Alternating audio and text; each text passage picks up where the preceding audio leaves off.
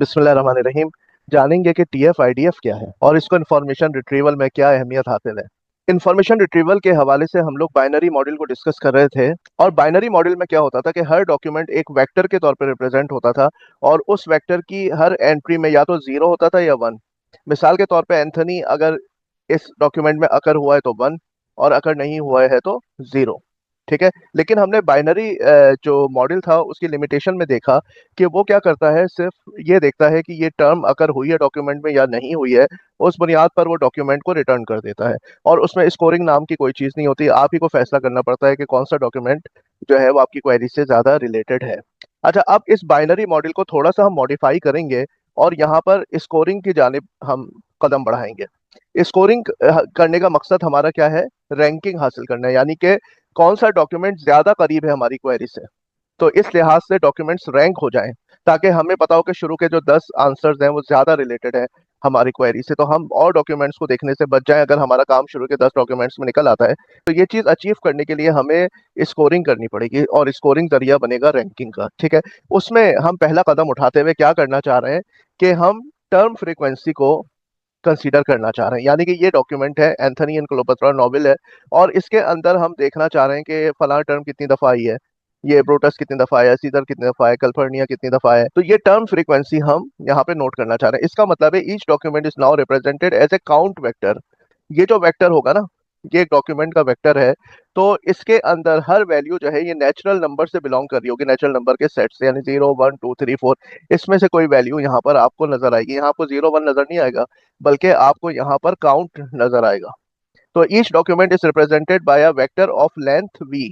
और वी क्या है? Size of the vocabulary. यानी जैसे मैंने आपको बताया था कि अपने तमाम नॉवेल्स में शेक्सपियर ने 32,000 वर्ड्स यूज किए, तो सपोज करें ये वो 32,000 वर्ड्स हैं। ये आपका वेक्टर की लेंथ है।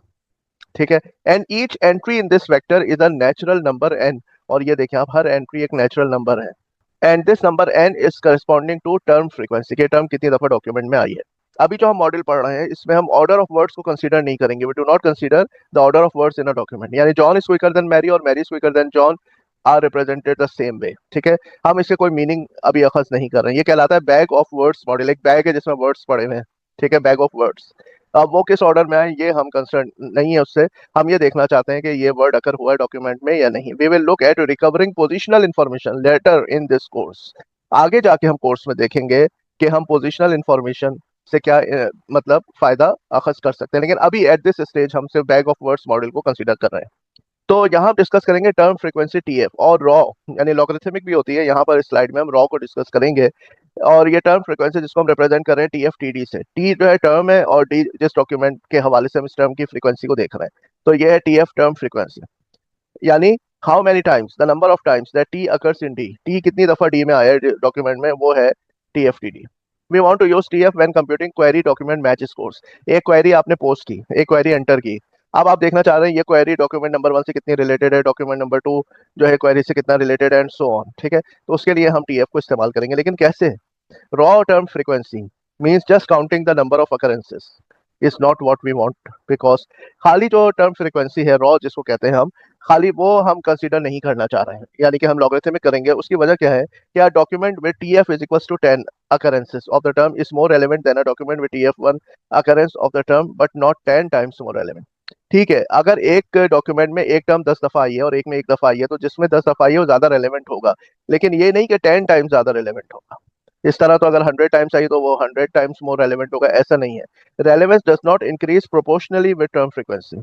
बिल्कुल इसी तरह से जो है रेलेवेंस टर्म फ्रीक्वेंसी से रिलेटेड तो है, लेकिन ये नहीं है कि वो प्रोपोर्शनली जैसे जैसे टर्म फ्रीक्वेंसी इंक्रीज हो रही है वैसे वैसे जो है रेलेवेंस भी इंक्रीज हो रही है इन द सेम मैनर। ऐसा नहीं है कि बिल्कुल उसी अंदाज से, जैसे 10 है तो 10 टाइम्स मोर रेलेवेंट है। आप खुद समझ सकते हैं कि अगर एक क्वेरी में तो एक टर्म कम दफा आएगी ना, लेकिन डॉक्यूमेंट में तो कई दफा आएगी, तो डॉक्यूमेंट का तो साइज बड़ा होता है। तो इंस्टेड ऑफ रॉ फ्रीक्वेंसी हम लॉगरिथमिक को कंसीडर करते हैं। उसकी वजह क्या ही देखें, लॉग फ्रीक्वेंसी वेट, यानी टर्म फ्रीक्वेंसी को हम रिप्रेजेंट करेंगे weight of the term in the document. किस तरह से? इसका फॉर्मूला ये है कि 1 plus log to the base 10 of T F T D. ये तो टी एफ टी डी वही है रॉ फ्रीक्वेंसी, कितनी दफा ये टर्म डॉक्यूमेंट में आई है। इसका लॉगरिथमिक लेंगे और 1 प्लस कर देंगे। किस वक्त? अगर ये value T F T D की ग्रेटर देन 0 है। अगर इक्वल टू 0 है तो फिर 0 ही होगा वेट। यानी अगर एक दफा भी ये टर्म नहीं आई डॉक्यूमेंट में 0 टाइम्स, तो फिर हम क्या करेंगे, 0 ही उसका वेट हो जाएगा टर्म का। लेकिन अगर एक दफा भी आई है तो हम ये फॉर्मूला अप्लाई करेंगे। अब इसमें हम वन को क्यों प्लस कर रहे हैं, देखें, ये टर्म आई नहीं डॉक्यूमेंट में सिरे से, तो जीरो हो गया। एक दफा आई है, तो एक दफा जब ये आएगी ना, तो ये हो जाएगा आपके पास वैल्यू जीरो, क्योंकि log to the base 10 of one जो है ना जीरो होता है, और जीरो में आप वन प्लस करें तो ये हो जाएगा आपके पास वन। क्योंकि आप जीरो से इसको डिस्टिंग्विश करना चाहेंगे ना कि एक तो टर्म आई नहीं है तो जीरो है। अगर एक दफा भी आई है तो आप उसको वेट तो देंगे ना, तो वो वन हो जाएगा। अच्छा, अब सपोज करें टू टाइम्स आई है, तो टू टाइम्स आई है तो log to the base 10 of two जो है ना ये पॉइंट थ्री होता है, तो पॉइंट थ्री वन में प्लस होगा तो ये 1.3 हो जाएगा। अब एक टर्म 10 टाइम्स आई है, तो log to the base 10 of 10 जो होता है ये वन होता है, तो वन प्लस वन ये टू हो जाएगा। ठीक है, और 1000 टाइम्स आई है तो ये क्या हो जाएगा, 10 की पावर थ्री, और जो पावर थ्री है ना ये नीचे उतर के आ जाएगी, तो वन प्लस थ्री आपका ये हो जाएगा फोर। ठीक है, log to the base 10 of 1000 क्या होता है, थ्री, और थ्री में वन प्लस किया फोर। तो आप देख रहे हैं कि ये जो है ना, ऐसा नहीं है कि अगर 1000 टाइम्स टर्म आई है तो वो 1000 टाइम्स मोर रेलेवेंट होगा टू टाइम्स वाले के मुकाबले में। नहीं, आप देखें ग्रेजुअली बढ़ रहा है ये। ठीक है ना, तो the score of zero is none of the query terms is present. तो ये जीरो कब है, जब कोई भी क्वेरी टर्म प्रेजेंट नहीं है। तो frequency in document versus frequency in collection, ये बड़ी इंपॉर्टेंट चीज है। एक तो टर्म फ्रीक्वेंसी तो ये हो गई कि एक टर्म एक डॉक्यूमेंट में कितनी दफा आई है, और फ्रीक्वेंसी इन कलेक्शन ये हो गई कि वो जो टर्म है ना वो पूरे कलेक्शन में, तमाम शेक्सपियर के डॉक्यूमेंट्स में कितनी दफा आई है। ये बड़ा इंपॉर्टेंट पैरामीटर है रैंकिंग के हवाले से। किस तरह, desired weight for rare terms, असल में हम ये देखना चाहते हैं कि जो रेयर टर्म्स हो ना उनको ज्यादा वेट दें, क्योंकि वो ज्यादा इंफॉर्मेटिव होती हैं फ्रीक्वेंट टर्म्स के मुकाबले में। जैसे आ है, दा है, दिस है, इज है, ये टर्म्स तो आती रहती हैं डॉक्यूमेंट में, इससे आप डॉक्यूमेंट की सर्च पे कोई फर्क नहीं पड़ेगा। सर्च पे कैसे फर्क पड़ेगा, जैसे मिसाल के तौर पे आपके पास एक ये टर्म है एरेक्नोसेंट्रिक। अब ये जो है ना ये बहुत रेयर सी टर्म है, तो अगर ये टर्म हमारी क्वेरी में होगी तो इस टर्म को ज्यादा वेट मिलना चाहिए। We want high weights for rare terms. हम चाहते हैं कि जो रेयर टर्म्स हो ना उसको ज्यादा अहमियत मिले। ठीक है, ये कैसे मुमकिन होगा, frequent terms are less informative than rare terms. जैसे दैट हो गया, इज हो गया, इन हो गया, आ हो गया, ये टर्म्स तो आती रहती है ना। तो इसके अलावा अगर आप ये भी टर्म्स ले लें, गुड, इंक्रीज, लाइन, तो ये भी कोई ऐसी टर्म्स नहीं है जो कि आमतौर पे सर्च की जाती है। ठीक है, अगर ये टर्म्स आपके एरेक्नोसेंट्रिक के साथ जुड़ी हुई है तो ठीक है, इसको भी कुछ आप वेट देते हैं। मिसाल के तौर पे कि एरेक्नोसेंट्रिक अगर किसी डॉक्यूमेंट में आ रहा है तो बड़ी अच्छी बात है। उसके साथ अगर गुड भी मिल जाता है, इंक्रीज भी या लाइन, तो ठीक है, थोड़ा सा इसका भी वेट हो जाए। लेकिन इसका वेट ऐसा नहीं होगा जैसे एरेक्नोसेंट्रिक का है, लेकिन कम से कम कुछ ना कुछ वेट होगा। तो a document containing this term is more likely to be relevant than a document that doesn't. ठीक है, अगर एरेक्नोसेंट्रिक के साथ ये गुड लगा हुआ है तो अगर ये गुड आ जाता है डॉक्यूमेंट में तो अच्छी बात है, थोड़ा सा वेट इंक्रीज हो जाएगा। लेकिन but words like good, increase and line are not sure indicators of relevance. लेकिन ऐसा नहीं है कि ये इनकी अहमियत जो है वो उतनी ही होगी जैसे रेक्नोसेंट्रिक की है। तो we want high weights for rare terms, हम चाहते हैं कि जो रेयर टर्म्स हो ना उनको हाई वेट मिले, और जो टर्म्स थोड़ी फ्रीक्वेंट होती हैं आमतौर पे इंग्लिश में डॉक्यूमेंट्स में मिल ही जाती हैं तो उनको भी पॉजिटिव वेट मिले, लेकिन लो, इसके मुकाबले में उसका वेट कम होना चाहिए। तो डॉक्यूमेंट फ्रीक्वेंसी क्या चीज है, number of documents in the collection that the term occurs in. तो हम ये देखेंगे कैसे पता चलेगा कि ये टर्म जो है ये रेयर है या कॉमन है। ये ऐसे पता चलेगा कि हम ये देखेंगे टर्म कितने डॉक्यूमेंट्स में आई है। ये चीज है हमारा डीएफटी, डॉक्यूमेंट फ्रीक्वेंसी। एक टर्म है, ये कितने डॉक्यूमेंट्स में आई है, ये document frequency, the number of documents that T occurs in, ये टर्म कितने डॉक्यूमेंट्स में आई है। अच्छा, इत्तेफाक की बात है कि जो डीएफ है ना ये इनवर्स मेजर है, यानी ये जितना ज्यादा होगा तो आपका इनवर्स डॉक्यूमेंट फ्रीक्वेंसी उतना लो होता जाएगा। ये देखें आप, ये इनवर्सली रिलेटेड है। और ये जितना कम होगा ना डॉक्यूमेंट फ्रीक्वेंसी तो उतना आईडीएफ ज्यादा होगा, inverse document frequency. TF IDF है ना, तो टीएफ तो टर्म फ्रीक्वेंसी हो गई, ये दूसरी चीज हम पढ़ने जा रहे हैं, IDF weight. N is the number of documents in the collection. Suppose करें एक टर्म है जो तमाम डॉक्यूमेंट्स में आई है, तो ये डीएफटी की वैल्यू एन ही हो जाएगी ना, तो एन एन के साथ कटेगा तो वन आ जाएगा, और ये क्या हो जाएगा, जीरो, यानी ये टर्म बिल्कुल भी अहमियत की हामिल नहीं है। अच्छा, यहाँ पर भी हमने ये किया हुआ है कि इस डिवीजन को के साथ हमने जी इस डिवीजन के आंसर को हमने लॉगरिथमिक से गुजारा है, ताकि जो डिवीजन का आंसर है उसके इफेक्ट को डैम्पन किया जा सके, हल्का किया जा सके। Note that we use the log transformation for both term frequency and document frequency. अच्छा, टर्म फ्रीक्वेंसी जो थी रॉ टर्म फ्रीक्वेंसी, उसके साथ भी लॉगरिथम यूज किया था और यहाँ पर भी किया है। लेकिन बाज दफा ऐसा होता है न्यूमेरिकल में मेंशन होता है कि रॉ टर्म फ्रीक्वेंसी लेनी है या लॉगरिथमिक वाली लेनी है। बहरहाल इस फॉर्मूले को अब मैं समझाता हूँ आपको, इनवर्स डॉक्यूमेंट फ्रीक्वेंसी। ठीक है, तो मिसाल के तौर पे एक टर्म है कल्पर्निया, वो एक ही डॉक्यूमेंट में आई है। शेक्सपियर के जितने भी नॉवेल्स उसमें सपोज करें एक ही नॉवेल में इसका जिक्र है कल्पर्निया का, तो यहाँ पर आप देखें नीचे इसकी वैल्यू हो जाएगी वन। और जब इसकी वैल्यू 1 हो जाएगी तो जब आप डिवाइड करेंगे तो ये है आपका 1 मिलियन। 1 मिलियन का मतलब है 10 की पावर 6। और 10 जो बेस है वो 10 से खत्म होकर जो 6 पावर में है ना वो नीचे आ जाएगा। ठीक है। तो 6 जब पावर से नीचे आ जाएगा तो ये वैल्यू क्या हो जाएगी इसकी, 6 हो जाएगी। ठीक है, क्योंकि लॉग टू द बेस 10 जो होता है वो तो 1 होता है ना, और 6 जो पावर में था वो नीचे आ जाएगा जैसे हम लॉगरिथम को सॉल्व करते हैं। तो इसका आंसर क्या हो जाएगा, 6। अब सपोज करें एनिमल एक टर्म है, वो 100 डॉक्यूमेंट्स में आई है, तो जब मैं इसको डिवाइड करूंगा 100 से तो 4 जीरो बचेंगे मेरे पास। ठीक है, यानी 10 की पावर 4। तो इसका आंसर जो है ना, इसकी इनवर्स डॉक्यूमेंट फ्रिक्वेंसी क्या आ जाएगी, 4। यानी ये टर्म इतनी रेयर नहीं है जितनी ये है, लेकिन हाँ रेयर है। संडे जो है 1000 टाइम्स आया है, 1000 डॉक्यूमेंट्स में आया है, तो 3 वैल्यू आ जाएगी। फ्लाई 10,000 में आया है, 2। अंडर जो है वो 100,000 डॉक्यूमेंट्स में आया है, तो 1। और दा जो है ना वो हर डॉक्यूमेंट में आया है, 10 टू द पावर 6, 1 मिलियन तमाम डॉक्यूमेंट्स में दा आया है, तो इसकी इनवर्स डॉक्यूमेंट फ्रिक्वेंसी 0 हो जाएगी। यानी ये बिल्कुल भी ऐसी कोई कंसिडरेबल टर्म नहीं है, इसको कंसिडर करने की जरूरत नहीं है। यानी कि ना ये कोई रेयर टर्म है और ना ये वो आप कह लेंगे फ्रीक्वेंट टर्म है, यानी ये बिल्कुल ही नॉर्मल आम सी टर्म है। तो आईडीएफ का रैंकिंग पे क्या असर पड़ता है, ठीक है। IDF affects the ranking of documents for queries with at least 2 terms. अगर 2 टर्म्स होंगी ना तब मजा आएगा कि आप उसकी रैंकिंग करें कि भाई जैसे ये है ना एरेक्नोसेंट्रिक लाइन। अब ये एरेक्नोसेंट्रिक तो बड़ी रेयर टर्म है, लेकिन लाइन उतनी रेयर नहीं है। लेकिन फिर भी इन दो को अगर हम देखेंगे तो इनका कलेक्टिव वेट मिलेगा तो हमें पता चलेगा कि ये क्वेरी जो है ये किस डॉक्यूमेंट में खाली ये आ रहा है, किस डॉक्यूमेंट में सिर्फ ये आ रहा है, किसमें ये दोनों आ रहे हैं। तो मिला के जो है ना उसका वेट कैलकुलेट होगा। So IDF weighting increases the relative weight of arachnocentric and decreases the relative weight of line। तो क्या होगा कि लाइन का वेट थोड़ा सा मुकाबलतन कम होगा इसके, क्योंकि बहुत ये रेयर टर्म है। IDF has little effect on ranking for one term queries. One term queries में तो आपको सिंपली क्लियर होगा कि इसका आंसर क्या आ रहा है। तो जनाब टीएफ आईडीएफ मिलके ये फॉर्मूला बना है। क्या फॉर्मूला है, ये है आपके पास टीएफ और ये लॉगरिथमिक है, और ये भी लॉगरिथमिक है, ये आईडीएफ है। ठीक है। तो इन दोनों को मिला के product of TF weight and IDF weight ये बनता है टीएफ आईडीएफ।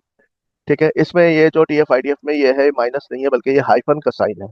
ठीक है। अल्टरनेटिव में बाद लोग डॉट के साथ लिखते हैं, बाद लोग टीएफ मल्टीप्लाई बाय आईडीएफ लिखते हैं, क्योंकि ये दोनों टर्म्स मल्टीप्लाई हो रही है टर्म फ्रीक्वेंसी। और ये टर्म कितनी अहमियत की हामिल है डॉक्यूमेंट के अंदर, पूरे सॉरी कलेक्शन के अंदर, तो ये है इनवर्स डॉक्यूमेंट फ्रीक्वेंसी। तो इनका जो प्रोडक्ट होता है ना वो किसी भी टर्म के वेट को रिप्रेजेंट करता है। तो समरी क्या हुई, समरी ये हुई कि जो T F I D F है उसकी इक्वेशन ये है, और ये जो है वो वेट, जो T F I D F weight है किसी भी टर्म का, वो इंक्रीज करेगा with the number of occurrences within a document. जैसे जैसे एक डॉक्यूमेंट में ज्यादा दफा ये टर्म अकर होगी तो ये टर्म फ्रिक्वेंसी इंक्रीज करेगी। लेकिन साथ में यहाँ पे ये चीज कब इंक्रीज करेगी, with the rarity of the term in the collection. अगर ये टर्म पूरे कलेक्शन में वाकई रेयर है तो यहाँ पर ये चीज इंक्रीज करेगी।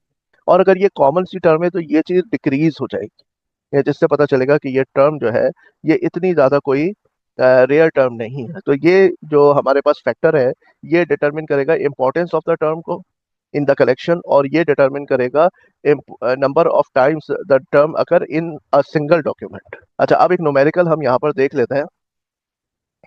तो rank the documents in order of relevance of the query my ball based solely on TF IDF scores and explain your reasoning. हमारे पास एक क्वेरी है माई बॉल के नाम से और 3 डॉक्यूमेंट्स हैं।